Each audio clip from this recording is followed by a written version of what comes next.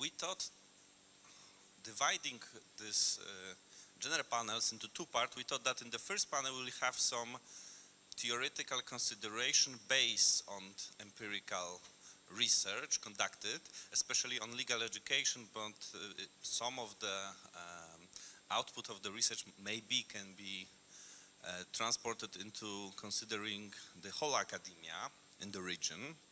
And now we will be discussing directly the topic of our conference, so the relationship between academia, democracy, and the political. I will have three general questions, and I will ask each our participant for the answer, and then I will open the floor for the discussion. And also, I forgot one thing, that Christian Szatkowski is, because of the health reason, he could not be here, so we will be stay with other participants. That is Adam Czarnota from New South Wales University in Sydney, Monika Helak from University of Warsaw, and Alexandra Mercescu from West University of Timișoara. And I would like to ask you to answer for each question 5-7 minutes, if you could keep the time. So my first question is about the academia and transformation. The transformation of 1989 still remains one of the key points of reference when we speak about Central and Eastern Europe. One of the areas presently affected by the transformation was the higher education and research. My question is about this academia and transformation. How did academia change in the region since the fall of actual existing socialism, and to what extent has the academia been a source of the dynamic of the transformation? For instance, as the source of ideas about the post-transformation system, or maybe a source of the new political elites after the transformation. And Alexandra, can you start? Thank you, Michael, for inviting me. I feel really honored to be here to take part in this debate. So undoubtedly in Romania after 1989, academia changed in reaction to society's radical transformation, and academia in turn influenced the future configuration of the Romanian society. In the first decade after the fall of communism, a number of significant transformation took place.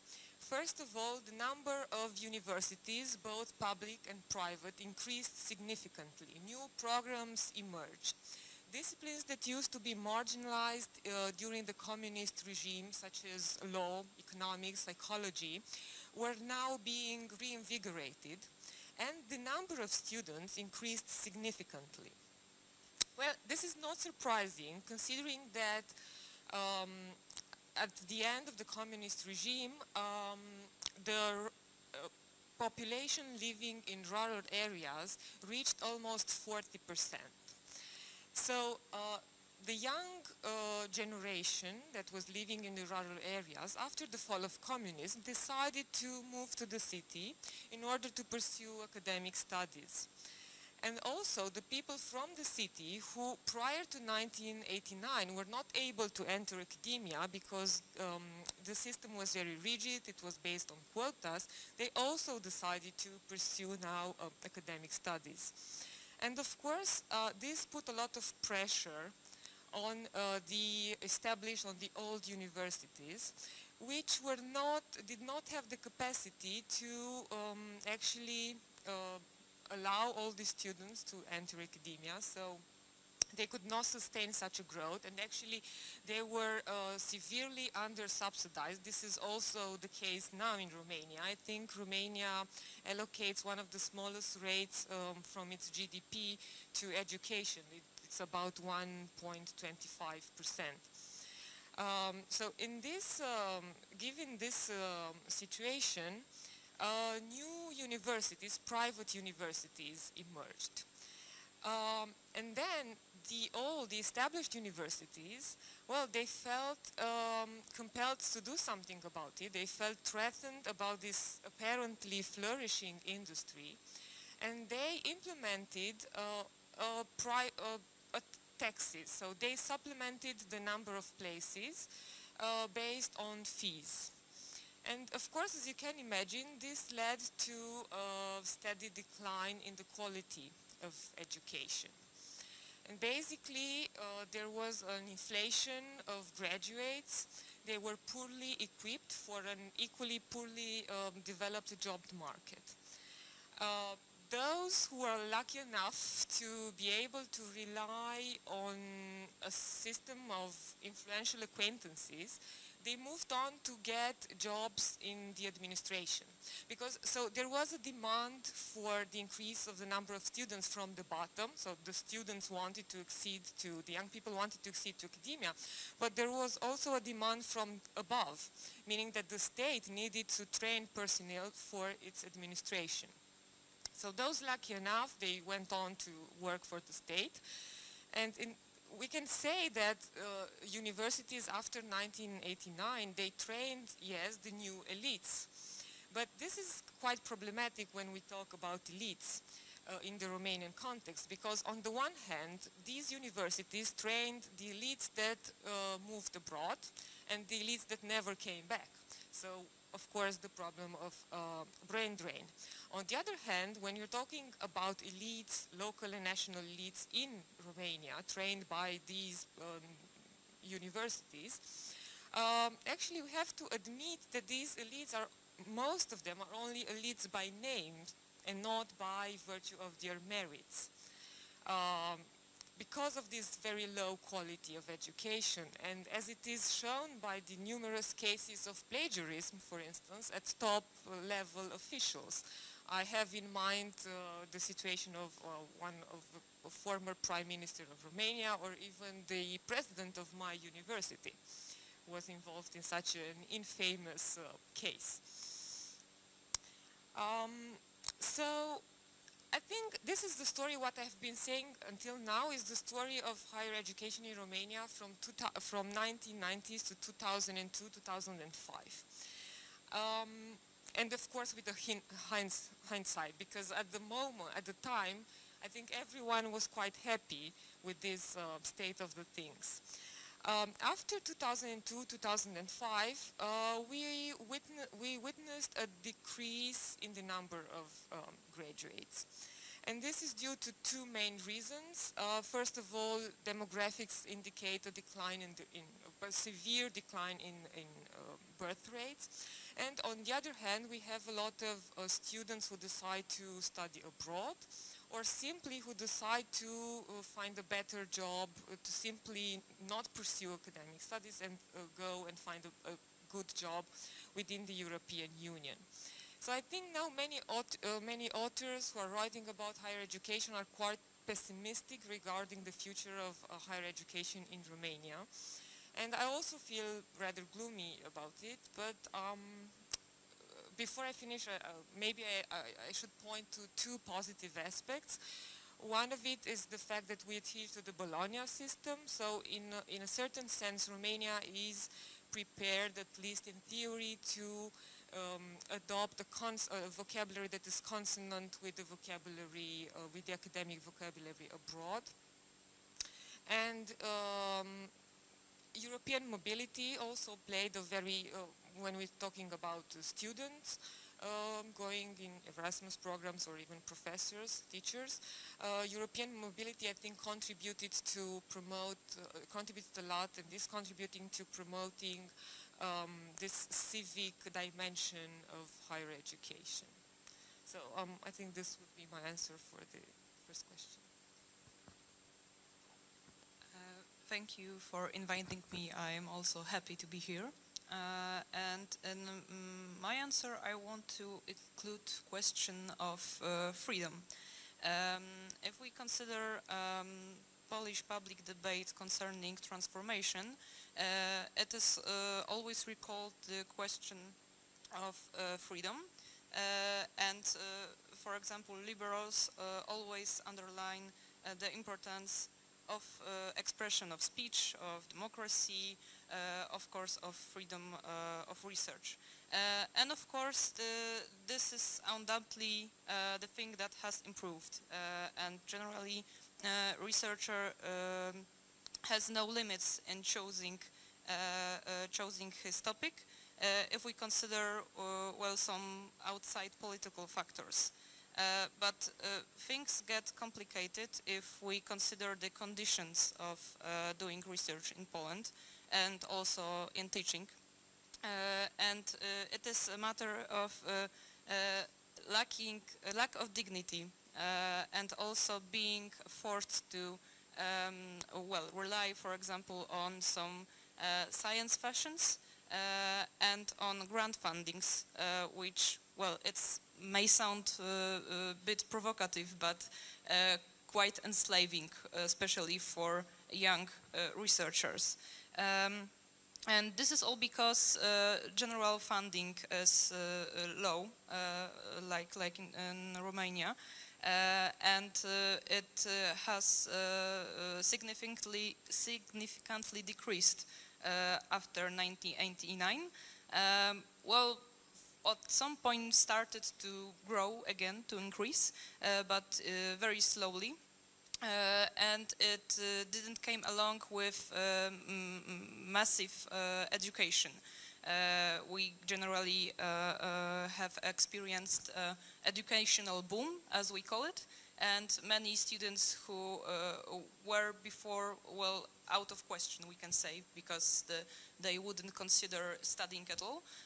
They decided to go study in every city in Poland, basically. It was visible because, well, there heard promises that it would increase their social status. And they hoped that getting higher education, getting a diploma would be simply something that, well, influences life condition.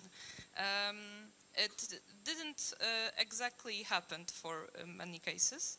And also, paradoxically, the researchers, the teachers, hasn't profited from it as well.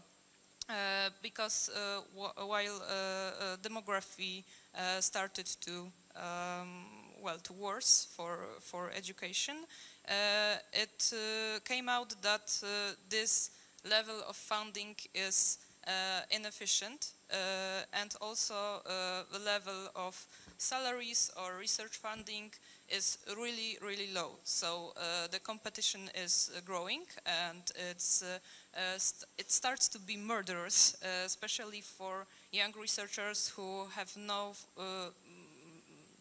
well, who have no chance to, for example, be hired at the university, and generally they should be focused just on the projects, because this is the only way for them to pursue a science career, because, well, there's no place for them on the universities in nearly every domain, every faculty.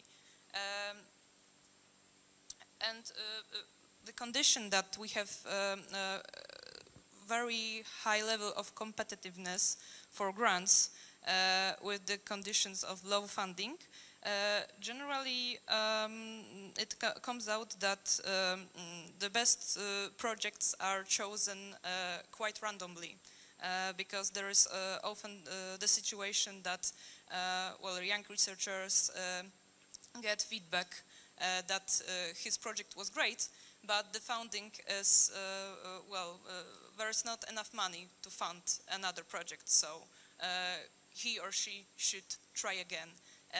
And he or she doesn't even know what he or she could, well, improve in this project, but generally he or she knows that there is no chance that this way, this year, for example, can pursue his research.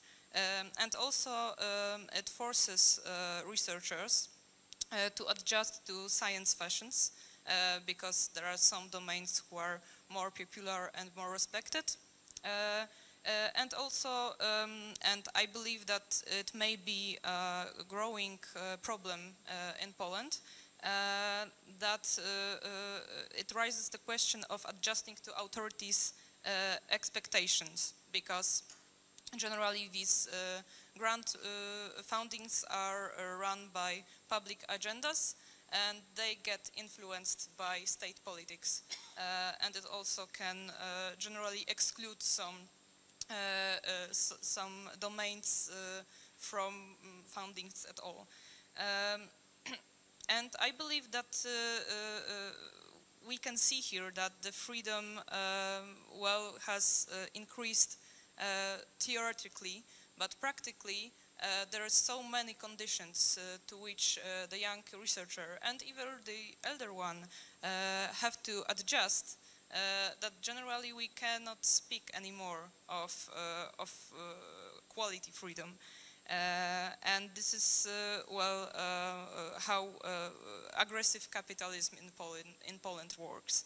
And also, if we consider the question how academia had influenced, for example, the political or social reality in Poland, well, it is a big question. I think that there are some debates in which the academics took a big role, but generally I see academia, Polish academia, as really passive and rather object of change and not the agent of change.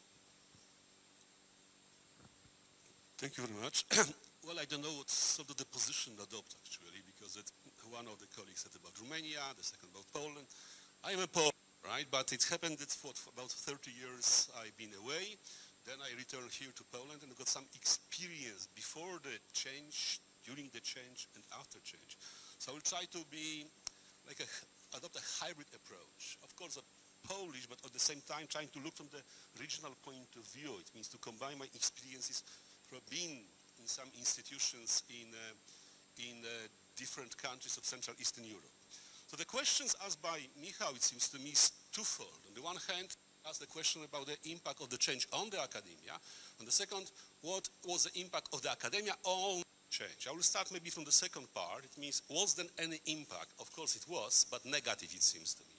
So it means a dissident movement before the 1989, 90, the change, was to high degree influenced by the intellectuals. Even when we talk about the dissidents were intellectuals mainly from the academia. But when the situation changed, what happened was a sort of the mimicry. It means a lack of any reflection, but the rather non-reflective adoption of some standards and institutions from abroad. It means totally post-colonial type of mentality, which is telling us something about the quality, intellectual quality of academia in the region before 1989. It means if the repetition or the outcome was simply only this neo-colonial or post-colonial type of the imitation. Well, probably some of you, I am the oldest person probably in this room, so some of you remember this, there is no alternative to the Balcerowicz plan. There is always political alternative to something. And so the academics with their titles, the professors, they play extremely negative, it seems to me, political role as well. So, of course, as always, there are some exceptions. And exceptions, it seems to me, I talked yesterday, was Professor Andrzej Plesiu, who took this responsibility to become a Minister for Foreign Affairs for some time, with good results for the Republic of Romania. But then, the second, it means impact as such. It means impact on academia now. Academia became only reservoir for the human resources. It means there was a drain brain. Plenty of those most talented people after 1989, they went to the politics, administration, and business. So who stay? I am making generally this reference points to the legal academia. Who stays, with all due respects, but mediocre. It means what remain in the particular faculties. So it means the impact was again negative, but it's possible to change. The new people will come. The most important, actually, not non-impact, which I observe by the participatory observation, is a continuation of the institutional culture which was developed during the communism after 1989. It means from the point of view of the institutional culture, nothing changed. It means there are networks of the private interests, vested interests, extreme, enormous support only for those members of the family or the connected people, and exclusion of those who are non-conformists, which means, in effect, the system of education or the selection in the academia after 89 is this adoption of those mediocre who simply will follow their masters or the demands of the masters. But is this everything? For sure not. There are some other elements after 89, and I think now about briefly in the 90s there was a sort of the change. It means the change, the setup of the alternative institutions, which we overlooked so far in our discussion. What I think about are this network of the Institute for Advanced Studies, for instance. That for a long time, the Collegium Budapest existed. In Budapest, only mainly, no, not only, but majority of the scholars who received a fellowship there, they came from the region, from the Central Eastern Europe, and they got this fantastic environment to conduct research. Or this institute, what's called, the Institute for the New Europe in Bucharest, right? It means there was a network. Now this network slowly disappeared. Why? Because of the lack of resources. There was no support for such type of independent intellectual institutions from the very poor, actually, local businesses, which is understandable, but more importantly, no support from the public authorities to independent institutions. And then, of course, universities. Before there was a talk about this mass education of the very low quality which occurred after 1989. But at the same time, let's say some institutions, they set up the high standards of education in the region. I think now about the sort of the university under siege. I mean the CEU, right? It means CEU the idea was only institutions which was not focusing on the undergraduate students, but the postgraduate students, basically, and only within the social sciences and humanities.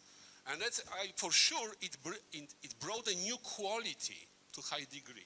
Unfortunately, this new quality, majority of my students whom I taught in the CEU in Budapest, they now are working in the academia abroad, in Canada, Australia, or UK and USA. So it means the impact, potential for impact existed, but it disappeared. And what I wrote here, just a moment.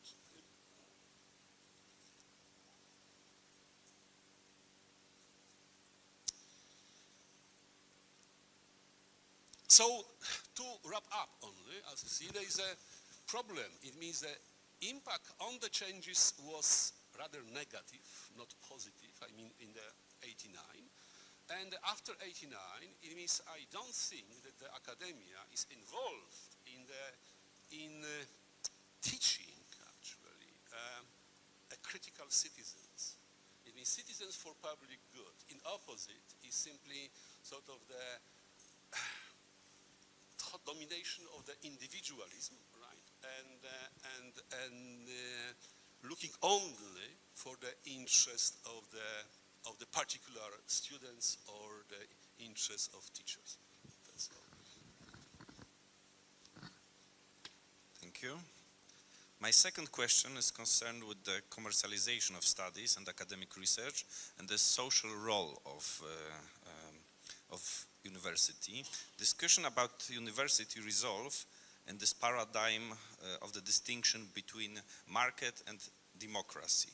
Should university prepare people for the job market, or rather should prepare or educate our conscious citizens? Would you agree that this dichotomy is false in the sense that is putting these terms put in favor the market, which is ultimately only a sum of the human activities? This dichotomy makes it appear as something transcendental and detached from politics. So what would be the other dichotomy that we could replace it, or other way of problematization of the university? Furthermore, would you agree that making higher education as a mass phenomenon, we talk a little bit about it, introduce this market mechanism into it, such as competitiveness and quantitative assessment factors? And on the general note, how much there is a market versus democracy in the academia from your perspective? Maybe let's keep the same order. Yes, so I do not see the functions of educating responsible citizens and the function of training specialists as being mutually exclusive. So I definitely think that a university should assume both roles, should promote democracy, but it should also obey to a certain extent to the market. So the thing is that we should try to strike the right balance between the two, right? Between democracy and the market. And but I also think that the right balance, there is no universal recipe for the right balance. I think duration between the two varies, and it should vary across time, space, and disciplines. Now, if I were to choose between the two, I would go for the democracy side for the following reasons.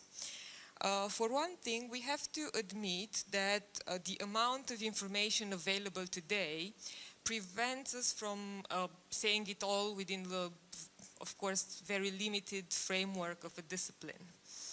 On the other hand, some of the very sophisticated skills that we might need for a job are currently acquired while performing the very job. So in this context, I think that it makes sense to provide students with a general liberal education meant to develop creative skills, adaptability, critical thinking. But we also must admit that this is not so easy to accomplish. And I think there is one particular problem in the Romanian context, is that we tend to confound general liberal education with basic education. Many professors, they start from two premises which are simply wrong in my opinion. They assume that students are incapable of understanding complex theories. Well, this is so because they think that our undergraduate education is not quite qualitative, which of course partially is true, but nonetheless I don't think the premise is true. And the second premise is that they assume that market will train the students accordingly to its own needs. So there's no need for higher education to supplant the market because the market will do its job. As a result, many faculties opt for very light curriculum. They transmit their students so only the fundamental notions of a discipline, and they will simply be happy if the students at the end of the program will be able to master at least this minimum. But of course, this eliminates controversies and only encourages a very dogmatic higher education. So for me, cultivating a democratic competence means not to simplify the curriculum and not to supplant the already existing subject with radically new subject, but mostly to introduce in every discipline a way of problematizing, of calling into question what had been already taught. So more specifically, for the social sciences and the humanities, this means that we have to make our students aware of the fact that the theories should not be taken for granted, that those theories are constructed by us humans, and thus they can be deconstructed by us humans. Regarding the so-called hard sciences, cultivating this democratic competence would mean for me to try to make students aware that science interacts with society and that they cannot simply shield themselves under the umbrella of impartial researcher to simply ignore the entanglement between science and the social consequences. Now, coming to the dichotomy of democracy versus market, and here I follow the French philosopher Jacques Derrida. Well, I definitely agree that it's a false dichotomy in the sense that the two branches are so this dichotomy makes us think that the two branches are natural categories, autonomous, separate entities, while in fact we can find elements of one into the other and vice versa. And yes, I think this dichotomy favors, in a certain sense, the market, in the sense that it empowers it with a distinct identity, so we might think of it as being something transcendental, separate from politics.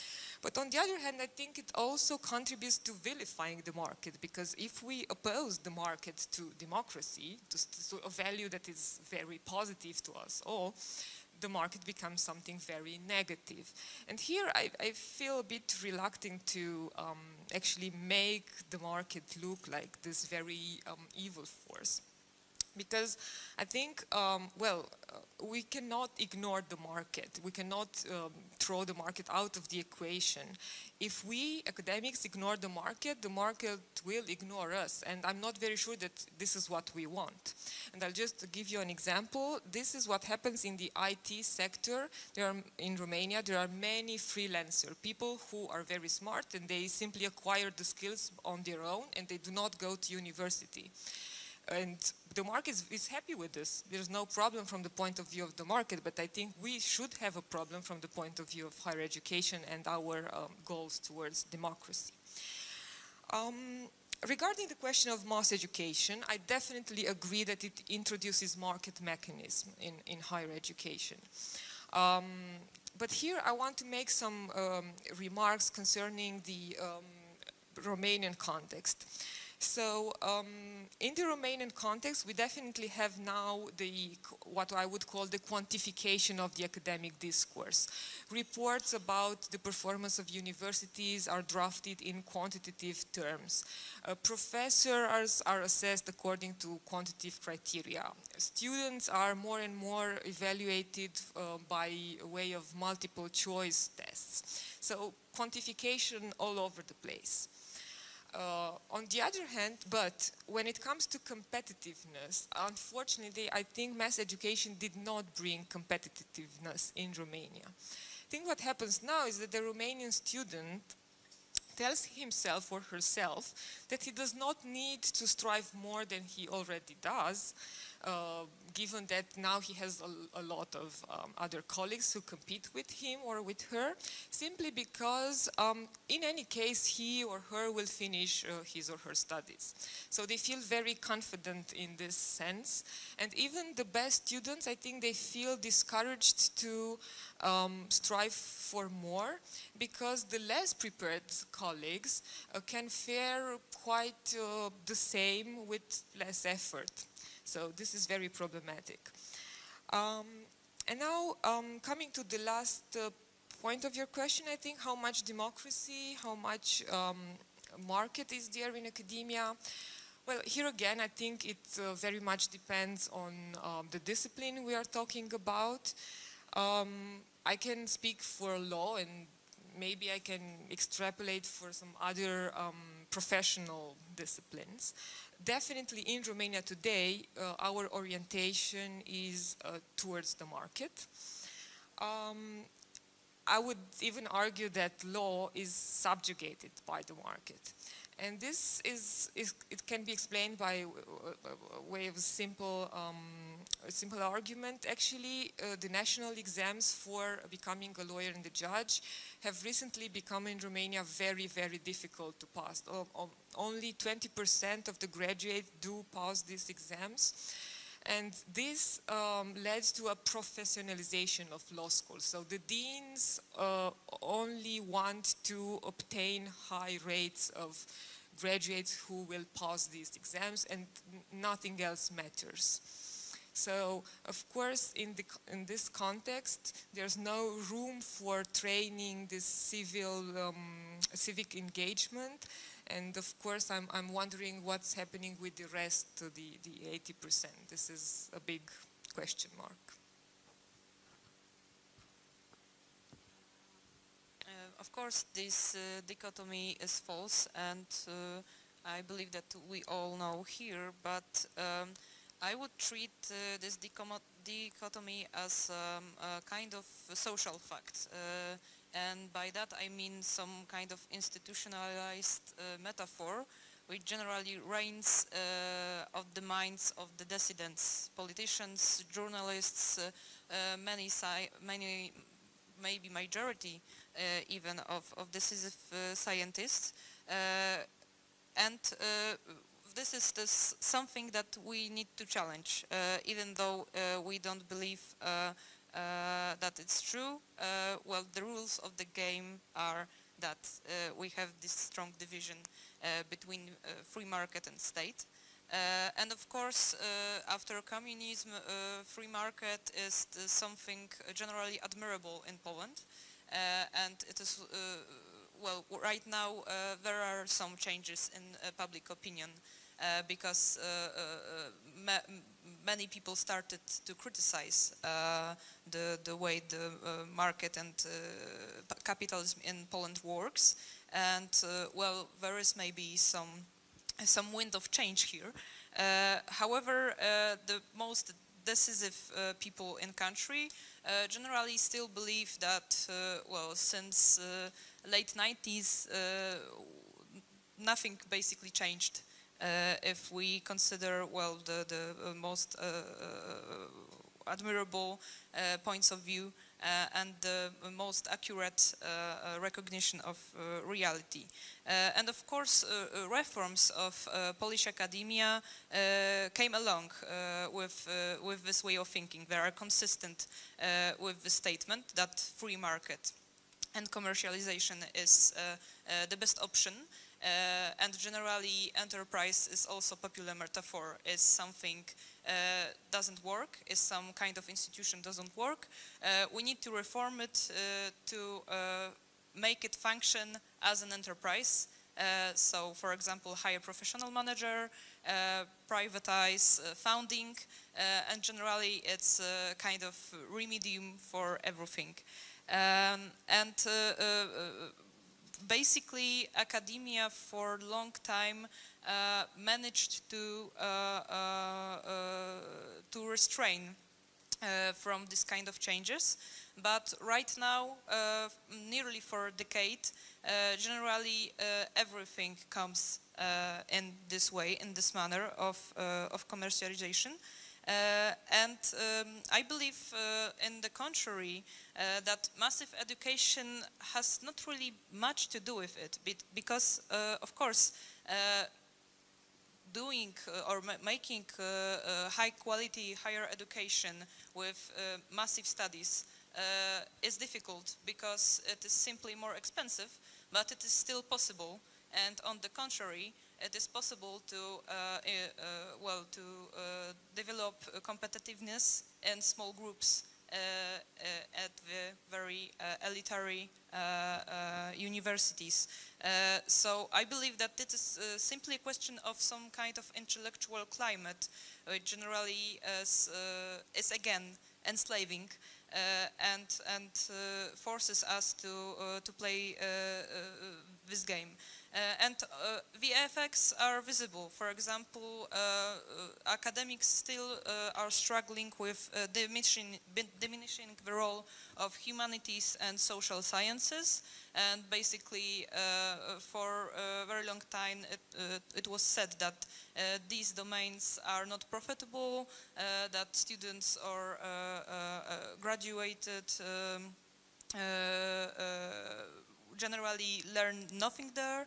And it is no use to put public money in these faculties. On the contrary, of course, to, for example, biology, tech research, and so on and so on. And this was also the phase of the modernization. Many people believed that going this way would make Polish academia more modern, more Western, more advanced. And again, the moment it starts functioning like an enterprise is the moment of success. Nevertheless, the studies are massive or not. I think that we could use this massiveness of education because for now around 35% of people between age 19 and 24, as I recall, have higher education, and generally it is very large group of people who could be well educated if we consider civic activity, for example. And this is something that is really needed in a school on the more basic level, but it's not introduced. Generally our school doesn't teach their pupils how to be engaged and responsible citizen. And university could do that as well, but generally this theme doesn't come to light. It is out of question. So I think that we have quite heavy losses here, and we are losing opportunity of having an advantage from making university massive, which is generally a negative phenomenon, but could have some advantages at least. And also, I would say that this division between free market and state becomes real because nowadays we have quite a big debate around novelization of law concerning Polish academia. The organizational model mainly, and there appeared three projects that were chosen by the competition, although they are very similar to each other. And one of them, and they are important because they are framing our discussion right now around academia. And one of them generally expressed it straightly, that democracy at the academia is inefficient, and we should get rid of that because it is unprofessional, and we won't achieve, for example, excellency if we don't have professional management. So this is the moment when science policy becomes dominated by dreams of overwhelming market, and we can assume that generally market, if we concern the topic of academia, stands basically against the democracy. Thank you very much. Well, how to start? I've got basically only 2 points here, maybe 3 points. So the first one is democracy versus market. It doesn't require basically the position immediately. I think that they accept generally this opposition. The democracy, the market excludes democracy. Democracy is not compatible to high degree with the market. But universities, they were never based on democracy. It means internal structure of the university was not democratic structure at all. It was based on some hierarchy, right? But the hierarchy connected with the intellectual position of some people.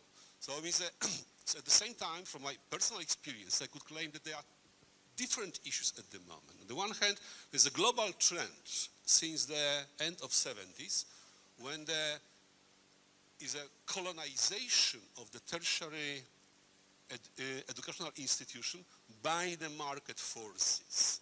And the outcome of that happened around the world. It means that that's a global trend. I mean, the outcome of that is a reduction of the students and the teaching and the research as well. But the students is being reduced totally to the consumer of the educational services. We only provide, so that if the students is reduced to the consumer of educational services, then is also change of the position of the teachers. The teachers are not anymore scholars, actually, or researchers who share what they came to from the point of view of truth, but they simply provide only services, and the customer could demand something. And its outcome of them, again, is a simplification of these services, that more and more the knowledge is passed to the students, is down and down. But I want to put your attention to the one phenomenon. It means we are in the Central Eastern Europe. If you look from the Central Eastern European point of view, one of the characteristics of this region, in comparison to others, was existence of intelligentsia. Intelligentsia didn't exist in UK or USA. They exist professionals. What we experience now is a total reduction or wiping out of this special strata of people who came from the universities. They were trained at the universities, but they were guided by some ethos partly produced also by the universities. Now this ethos disappears. It means talk of the market is not about that market is dangerous because of the colonization of the educational services basically at the university. But market is also dangerous because it's wiping out of this ethos. It's reducing what we are, this opposition should be produced to the market or some critical citizens. It's basically that already it's been decided. We produce professionals. And the professionals, they are not members of intelligentsia. They are playing totally different social role. The social role which is dictated by the structure outside them. Right? It means they are not intended to change this structure, only adopt themselves to this structure. So that's all what I wanted to say in this relation to this question. Thank you all. My last question is about the future of academia and the future somehow of democracy itself. In his 2012 book, Why It's Kicking Off Everywhere, The New Global Revolution, Paul Mason, and the book is devoted to 2011 protests, Paul Mason points to the students as a revolutionary group which is able to mediate between traditional working class organized in trade union on one hand, and on the other hand the new precariat, the urban poor. And what is characteristic about Mason analysis, and it is connected with somehow this paradigm of when we think about this relationship between universities and the political, is that he points out to the students, not the university itself or the professors. This shows some kind of paradox of the university. On one hand, it is controlled by the state and is an apparatus of power. And on the other hand, it is capable of producing emancipatory ideas. So my question to you now is, in this context, when one should seek this emancipatory potential at the university? Yes, so let me begin my answer by briefly recalling what happened in Romania immediately after the fall of communism. Namely that students were involved in protests and they were, so they assumed this emancipatory role, and all the society, I think, was very enthusiastic about the role that the students assumed. And they were aggressively repressed, and actually the former president at the time, he's facing now charges, criminal charges for crimes against humanities. However, after that moment, students as a social category, I think they did not live up to that heroic moment. And one of the reasons is that society in general, I think it became disenchanted with the transition process, and people simply, including students, they simply withdrew from public life into the comfort of their private spheres. And of course, this is very problematic. And but it's something characteristic, I think, to the region. I think there are statistics that indicate, that point to the fact that in this region we have very low electoral turnouts. On top of that, students belong, we must admit, at least in Romania, belong to the precariat. So this translates in a lesser civic engagement, as it is shown, for instance, by the recent protests in Romania. I'm not saying that the students were not there. They were there, but I dare suggest that they were not the engine of this protest, of this movement. Actually, the heart of this protest lied elsewhere. I think it lied with another social category, namely those young professionals belonging to the middle class who are in general financially stable. Now, we have to admit that throughout time, after 1989, students were involved in some, let's call them small-scale Occupy movements. But actually, they were more involved, they were concerned about their own interest, meaning that their protests had little to do with social concerns in a broader sense. So, contrary to Mason's analysis, I would rather tend to point to the professors as playing a more active emancipatory role in Romanian higher education. And I do agree with Professor Czarnota that we still have in Romanian academia mediocre professors that are simply suppliers of educational services. However, I also identify what I can call islands of emancipation, coming most notably from people who have studied abroad, or who in a way or in another are connected with subject matters or disciplines that have this civic dimension comprised in them, like, for instance, European affairs. So I think when we talk about the emancipatory role of the university in general, we should take into consideration all the actors involved. So it should lie with the students, with the professors, with the teachers, with the researchers, and also with those who belong to the administration, who have important functions in the administration. Because I think, like the deans, for instance, because I think in this respect, they are actually the people who can do something about it. They can actually implement the emancipatory idea. So a student might very well have some emancipatory ideas, but for him or for her, it's very difficult to translate it into practice. Whereas a dean has the means to actually engage in doing something, in changing something. So, of course, and I'm not talking because if the dean imposes his emancipatory ideas, we would be in a rather problematic situation. I'm having in mind what post-colonial theorist Gayatri Spivak referred to, the non-coercive rearrangement of desires. So this is what a dean should do, should try to rearrange desires, but in a non-coercive manner. So, thank you.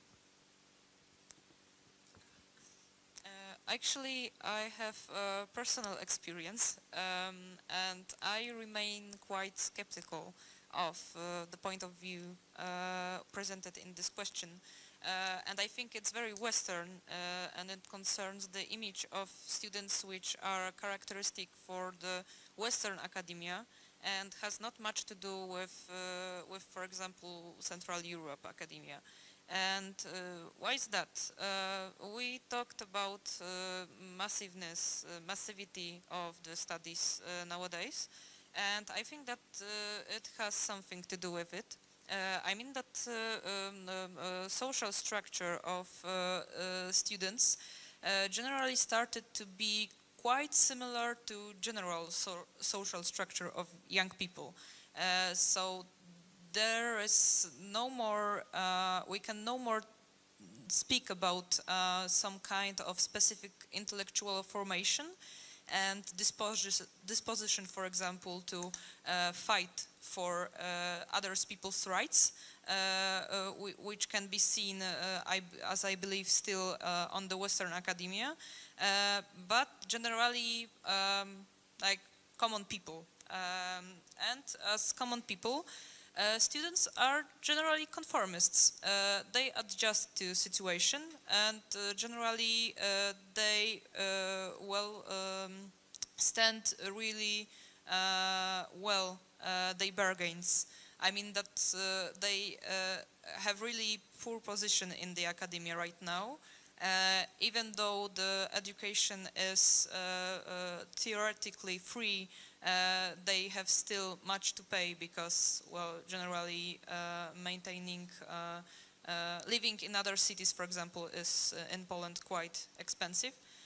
And also there is many additional payments which must be taken to in order to graduate from studies.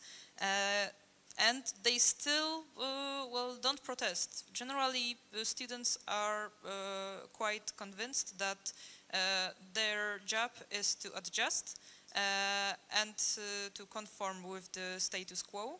And it generally refers also as well to academy and as well to the market, for example. So I don't see any hope, for example, for young workers' unions because, well, majority of students take their chances and try, for example, to have good relations with their boss instead of changing the rules. And I would like to say more about my personal experience because I think that it is an interesting example. I was and am still engaged in the students' movement called Engaged University. Maybe some of you have heard about it.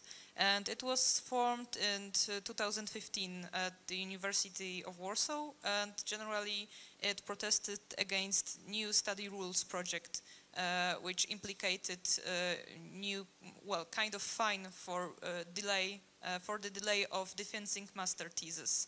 And not coming into details, we had a local reach, but we were called the biggest student protests in Poland since mid-80s. Seemed to be quite a big deal.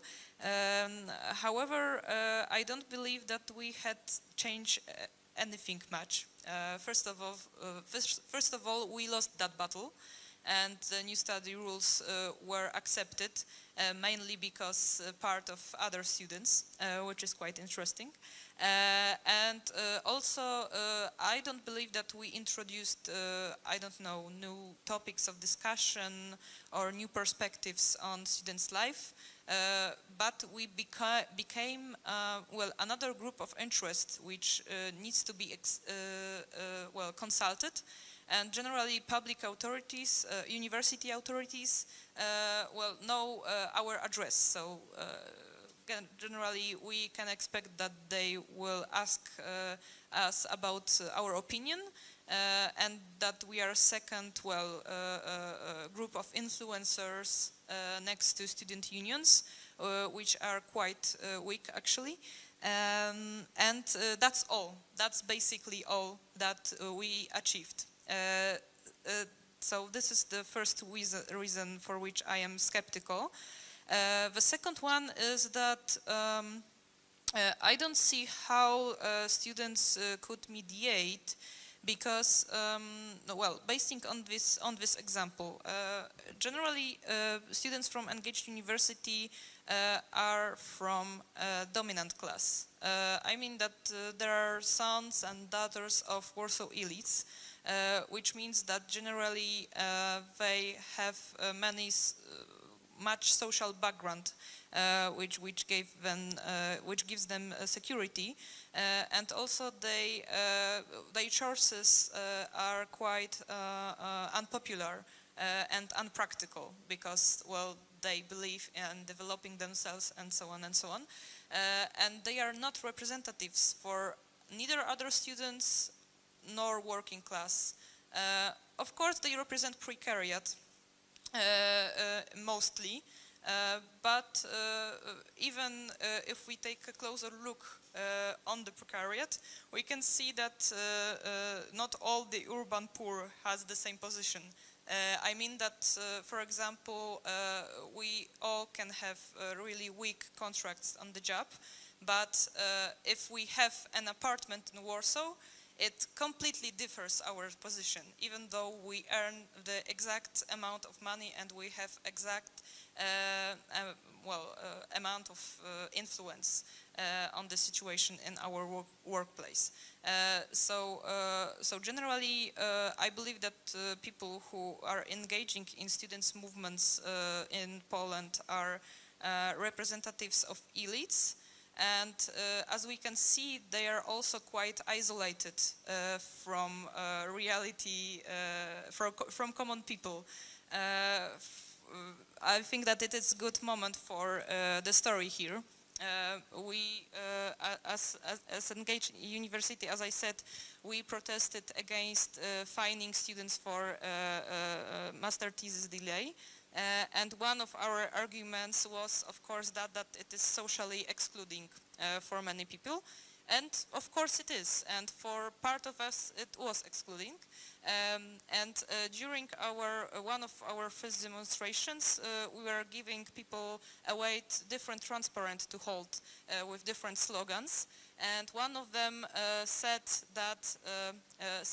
"I don't have rich parents." One of my friend who was also engaged in this protest said, "Well, I shouldn't take this one because I actually have rich parents." I think that it shows disproportion between this group, the social group, and the majority of students. And also, I recall the situation that we talked actually about. I'm sociologist, and during classes, we did some kind of research with representatives of working class, biographical interviews, as I believe it is a proper term. And some of my friends in Engaged University were also participated in these classes. And generally they had really big issue with finding a candidate for the interview.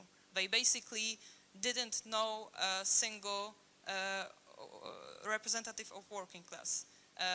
Even though in Poland we have history of public schools which were generally mixing people up, these are the people who didn't experience even that. So I don't see how they would mediate between working poor and urban poor, and working class if they generally don't know people who are representative for at least one of this group.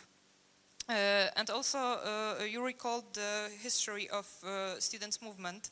It is also important in Poland because we had these student protests in the mid-80s, generally strengthened the position of students in the Polish academia and gave us a form of organization in which students have at least 20% of the power in this structure.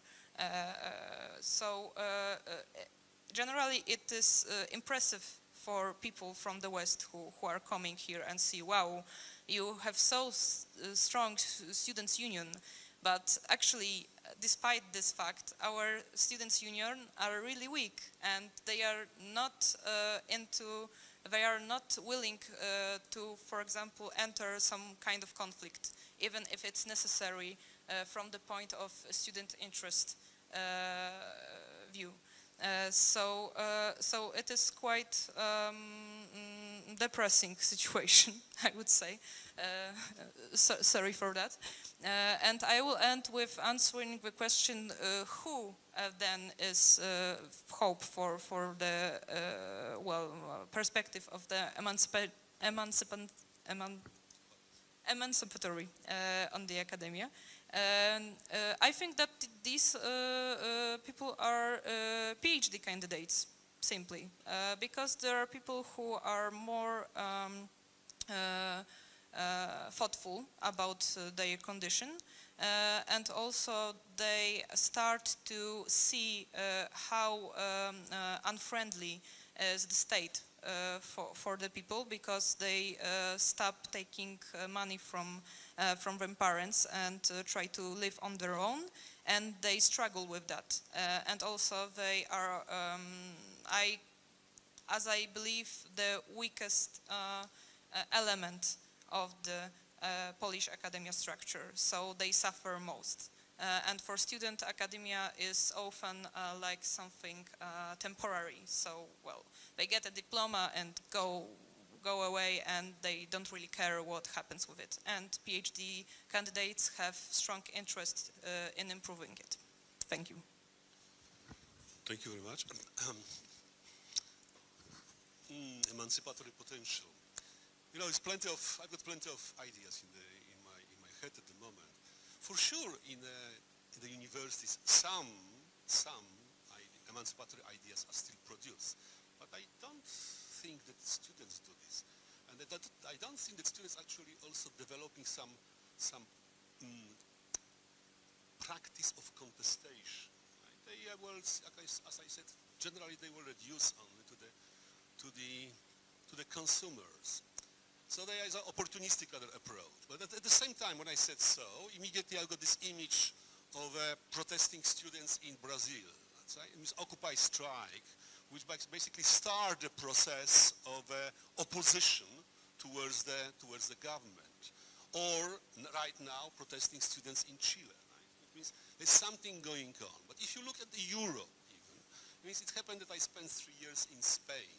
It means majority of the members of Podemos, they are former students, but in the peculiar type of situation. It means they are pauperized students, when in Spain, it means more than 50% of people under 35, they are not employed. They don't have a chance to be employed at all.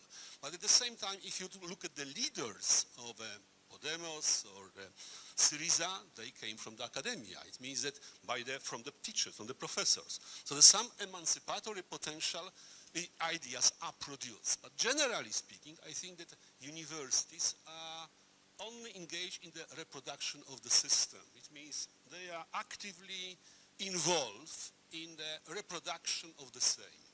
So therefore, we could ask the question, where we could find this emancipatory potential.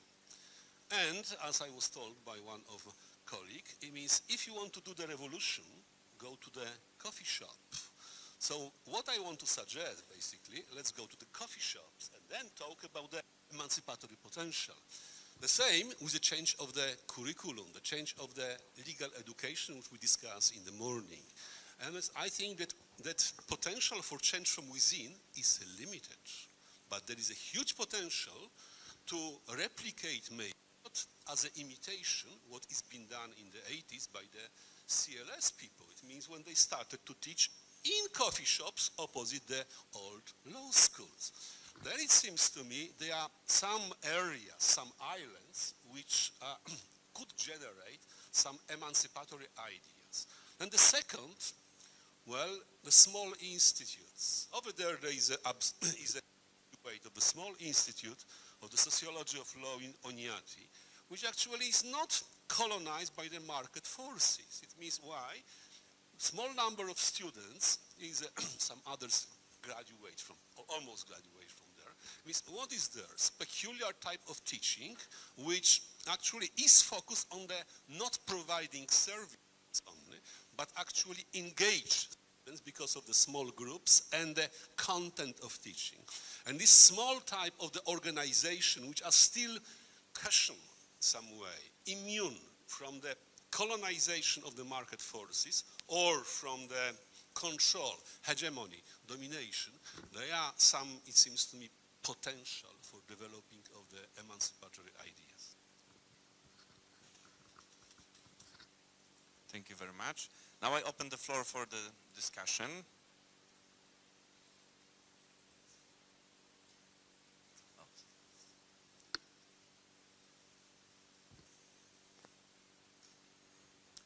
Hi. Thanks. There are two. There are about 2 points in respect of all of this. First of all, in terms of the kind of marketization and the organization of universities, it's also interesting that, in a way, this comes about, and it's still strange about, from the ways in which, say, in Britain, Thatcher started trying to control professional power. So in a very kind of strange sort of slogan, the way neoliberalism at that start tried to control professional power was to change, say, passengers, patients, students into customers. Once you train them into customers, then they have the power of the market. They can control it, and in that way. And you saw that, say, with the trains, with the NHS, with all those things, and you see that with students who become seen as customers, who then we see in all the kind of reports about how to run education, it's run precisely on those kinds of lines. Now within that, things change and don't change, but you also see, of course, the rise of that makes the universities fight against each other, and then it compels them to compete in a sort of market way. So everyone talks about market share and so on and so on. So I mean, I think that these things are kind of social forces which aren't necessarily, which can be looked at through the, in terms of the university and the academy. But of course, in terms of the academy, it's a way in which we need to understand how we can manage a change which is much more a general kind of state social change than anything else. Secondly, the other question about the students and emancipation, the quotation from Paul Mason you read out. Well, actually, I'm quite old, and I remember 1968. And actually, this reminds me, Paul Mason is an old Trotskyist, and he sounds like Marcuse. The working class failed historically, so you've got to find some other class or some other group that are going to fulfill the resolution. And in 68, that was the students, then it was blacks, then it was gays, then it was, you're always looking for some group that is at the bottom that is going to feed the revolution. And it's it never happens. People change, people do things in differing ways, but you're not going to find that kind of fundamental essential class that does that. So there's a difference between thinking, are the students going to lead the revolution? They might not. But are we going to look at how the university is going to teach, in some sense, dialogic, critical, emancipatory thinking, or educate? Or you might say, more clearly, it seems to me, rather than go through these kinds of slogans, say, do we actually use the universities to educate, rather than, as it is, market forces feed the consumer society and organize it in those places? What we need to recognize and find again is the role of education in the universities. And Adam said at point stage, university isn't a democratic structure.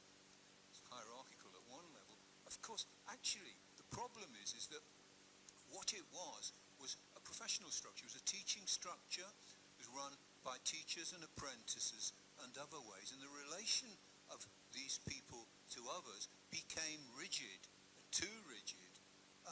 But it doesn't mean to say that the kinds of structure, the professional structures of teaching and otherwise, needed to be swept away into the market to democratize it. It seems to me we have to look at, as we have been looking at here, different ways of as the fighting back. Differing ways of actually educating, teaching, different ways of relationships between teachers, pupils. Nevertheless, it is not the case, and this is the problem that is the case now, that one of the things about professional power becomes is that actually the students become,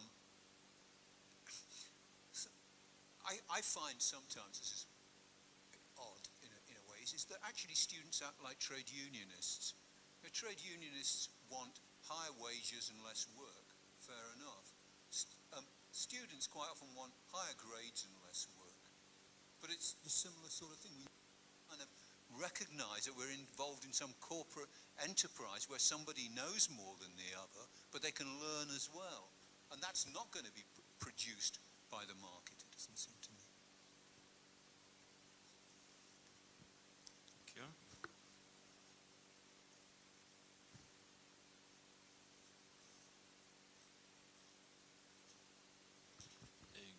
Thank you very much. One short comment and a question for all of the panelists. I think that we all have to keep in mind that in the system we have and we should have different universities with different teaching staff, different students, different role and mission in the society system. We need big universities that are preparing the elites, but as well as we need, let's say, professional schools that will prepare people for the market needs. Okay, so this is only a comment for the question that I answered, and my question is about the third part of the title of our conference. It's Academia, Democracy, Political. I was wondering, while hearing your answers, whether academia as whole, or academia in, let's say, micro scale, like a single university, single higher education institutions, can be influenced by politics, by politicians, and or maybe academia is, or so whether the academia is vulnerable or it may resist different political influences. Thank you very much. Let's maybe first collect some of more questions and comments.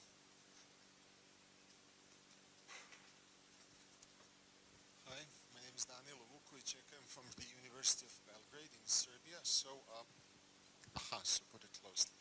Okay, so my comment roughly goes along your lines. There is, in some countries, there seems to be a stratification within the universities. So some are more vulnerable in terms of these market forces, and some are not.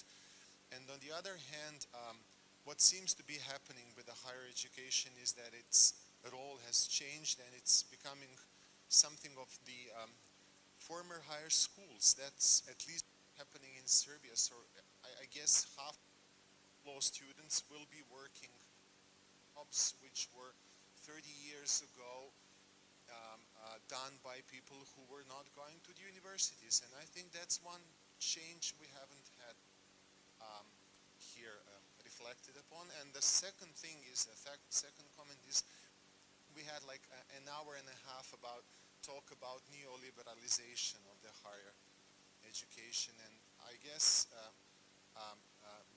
the prime target of the neoliberalization is the state. It's not.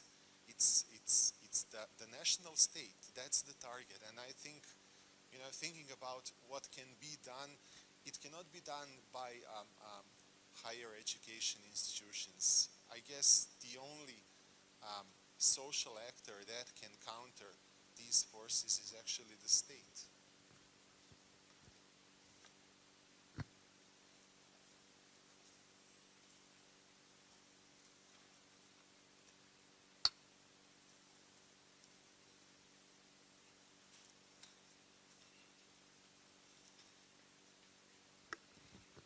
I will have my presentation tomorrow, and I'm going to speak precisely about the process which I think is very visible now, so the process of politicization of academia. So that's why I just let myself to say a few words at vocem.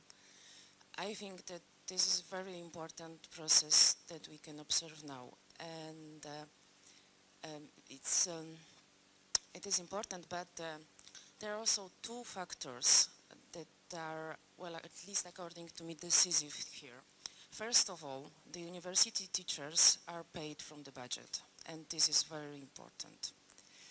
And the second, what we have, well, the model of the universities we have now is this model that appeared in 19th century. And this is national university. And if a state created and support or finances universities, well, it's somewhat obvious that, that the state expects, well, some political dependence, I would say. And well, I will speak about it tomorrow, more deeply. But well, I see two different types of instrumentarium that well, the state can influence the university and freedom and influence the freedom of academia. Systemic ones, first of all. For example, grants. For example, what we have in Poland, well, this parametrization, which is very important for, well, for receiving money, simply money, because the university has to pay its simply workers, teachers. Well, I work at the university since 14 years, and I am very happy that I am paid every month, really.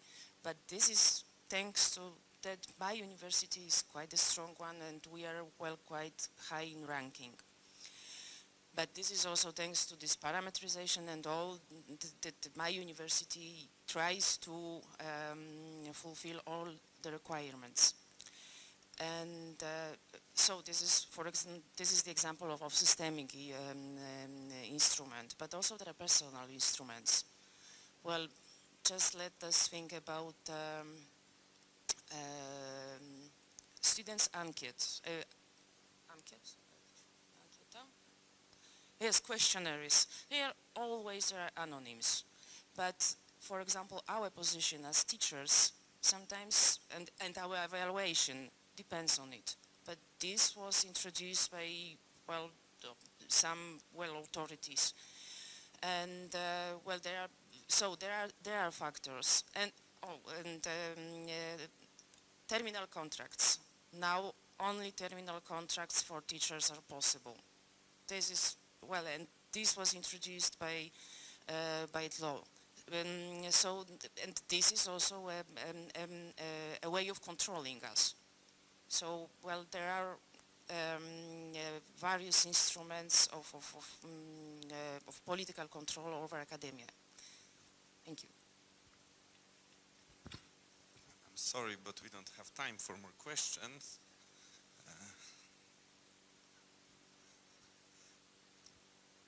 Maybe I will give the voice to the participants of the discussion and for quick remarks.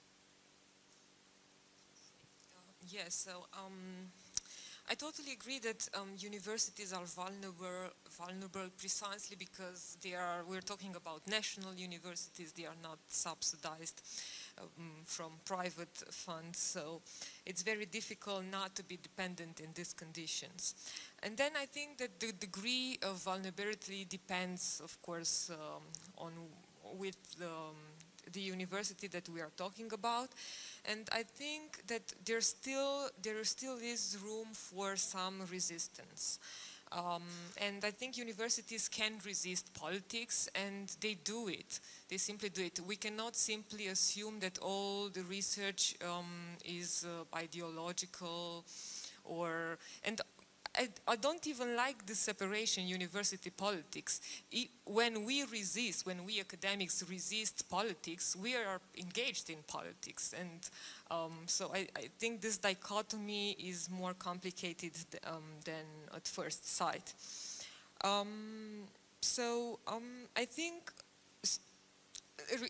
coming to your point that students will work in precarious jobs, yes, this is very problematic, but I'm not very sure whether this has to do with the marketization of academia.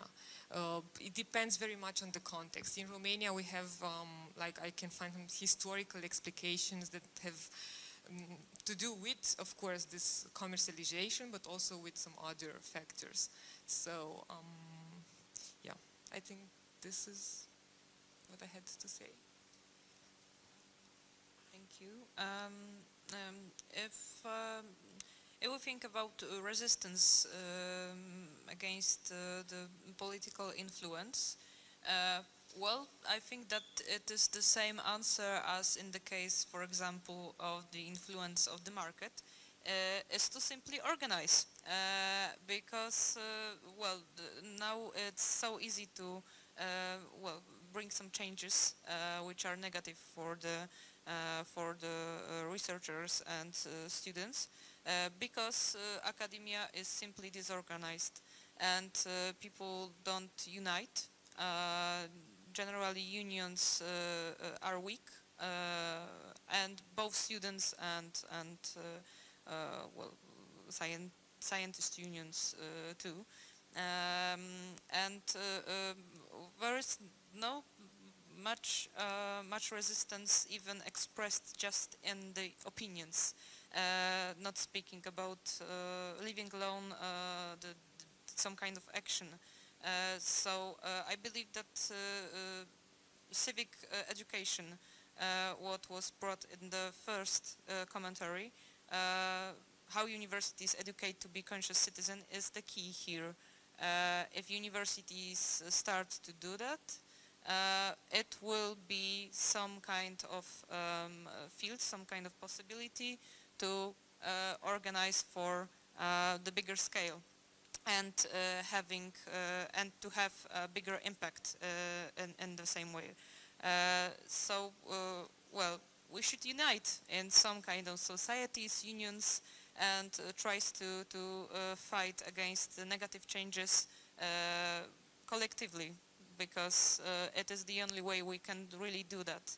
And I think that the intellectual influence of academia on the public opinion right now is weakening. So the role of, for example, our results will be not as significant as the role of our organization model. And also I strongly agree with the commentary that academia nowadays becomes kind of former high schools, and all these ways of measure, of parameterization, of quantifying students, of well, giving them more and more notes, examining from absence at the courses.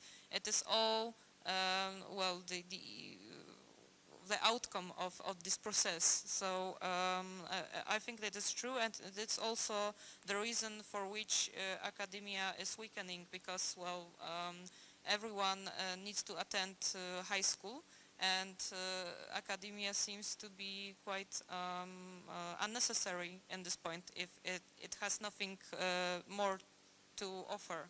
Of course it has, but generally if we take a first look, well, there is no much difference between these two. Yeah. Well, I agree with your statement, basically, that is necessary, that the pluralism within the academia is some good, right? It means we need some pluralism in the organization of the universities. But at the same time, immediately I will tell you that I'm against, for instance, the creation of the flagship university. It means that what is the system of financing should be based on some sort of the same principle, not that some universities from above, by the political decision, will have a privileged position immediately.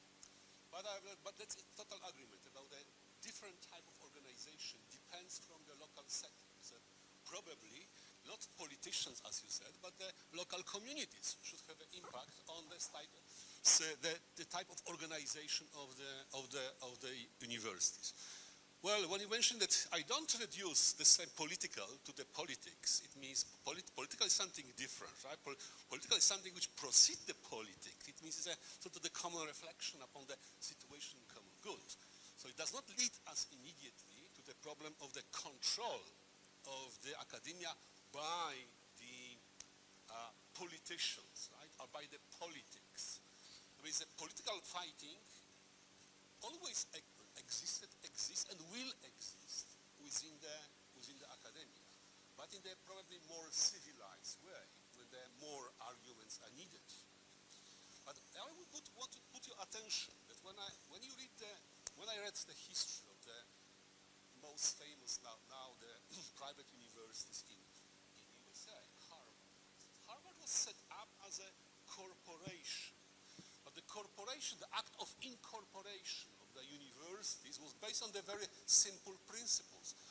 One person, one vote, not numbers of shares, but precisely one person, one vote, which guarantee immediately that those who were incorporated in the form of a university, they have an equal vote in the deciding about the organization of this body called Harvard University. And then there was a question of the, this accountability, what I called, of the scholars or the teachers in the public universities. Some level of accountability is needed. It means, come on, there is an unacceptable position when the professor put a note, I'll be back in 2 months. I went for a scholarship in Japan. That's such things happened in this country, I was told. It means some accountability, but what form, in what way? It means if the university claim access to the public resources, public money, then the accountability from the point of view of academics is a must. The problem is how to design the system. It looks like that the system at the moment is being wrongly designed. It means which want to put accountability not to the community, basically, but to the specific actors in the community. And then resisted. In what form? Well, that was one of the suggestions. It means solidarity, right? Solidarity of the academia, which fight for the what?